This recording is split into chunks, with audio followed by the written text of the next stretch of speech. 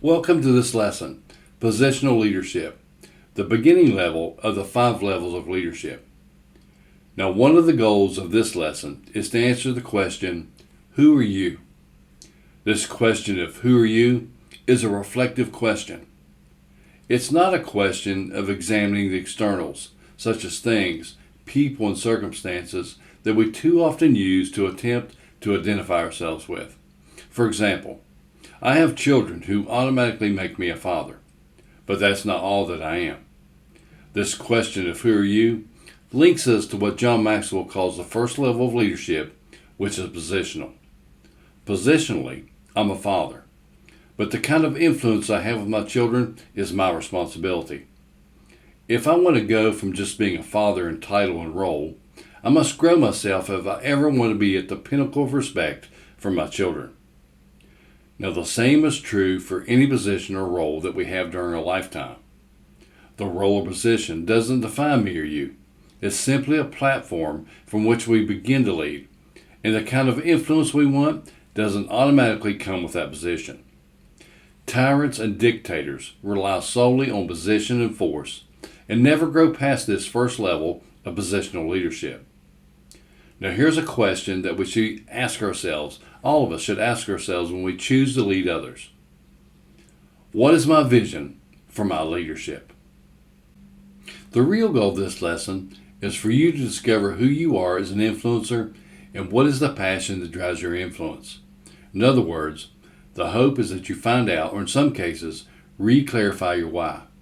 Because here's a common problem. Due to low self-awareness, many leaders attempt to be someone that they're not. They take on a position and an aura. In other words, they take on responsibility, and then they inject some dynamic into the leadership that isn't authentic. So in this lesson, let's discover who you are as an authentic influencer. Sometimes, because of what other people think we are, we depend on their opinions and ideas to determine who we think we should be and how we should act. For example, somebody's child, spouse, friend, or whoever that we're connected with. When this happens, our focus is on external factors, such as the thoughts and expectations of others, rather than on internal factors such as our values, passions, desires, natural talents, and our character. Starting from any position, it's wise to begin working to become the kind of leader that we choose to be, one worth following, rather than what someone else thinks we should be based on their preconceived ideas about where we came from. Now, not everyone gets to start out in an ideal environment that encourages this type of thinking, but it's still our responsibility to be the best leaders we can be, regardless of our position or where we started out from.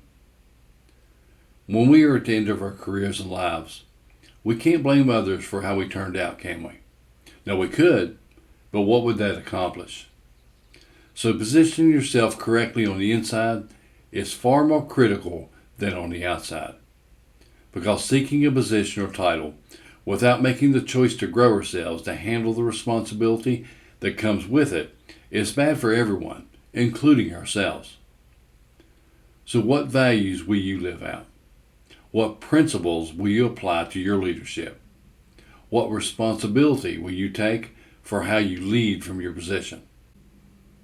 You'll learn about better behaviors and grow your skills as you grow through the 5 levels of leadership. Because first of all, you'll learn to stop relying on your position to push and motivate people. You won't need to constantly tell others that you're the boss. Secondly, you'll learn to trade entitlement for progress and movement. Getting the perks of leadership will no longer be your goal. And third, you'll learn that your mindset must change from what you did to reach your current position to how you'll move others toward progress and success for the team. Ego impresses at first, but it kills innovation, and a healthy team can't operate if it's minimized and not lifted up and recognized by the leader. And fourth, you'll learn that you must leave your position and move toward your people and not away from your people. Your character and integrity are the difference makers in your leadership, more than your performance. what you're recognized for, or your position of authority. Through it all, you must stay true to your higher self. You must be larger on the inside than you are on the outside. That's character over performance. Think about what Alan K. Simpson once said. If you have integrity, nothing else matters. If you don't have integrity, nothing else matters. Let's talk about something we all have: blind spots. Blind spots are those aspects of ourselves that we are unaware of. And raising our awareness of our blind spots is the first step to discovering and eliminating them. Those blind spots often hinder even the most well-intentioned leaders. Now think about it. Think of your latest blind spot that was revealed to you. I know, hearing about it probably stung at first. But didn't you then have the power to improve once you become aware of it? A paradigm shift in your thinking from focusing on how big and successful you can be on the outside to being bigger on the inside will be based mainly on your ability to identify your blind spots.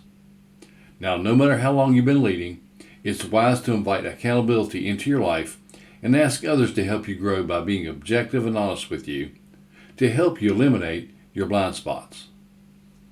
Now, remember, you can't identify blind spots yourself. There's a reason why we call them blind spots.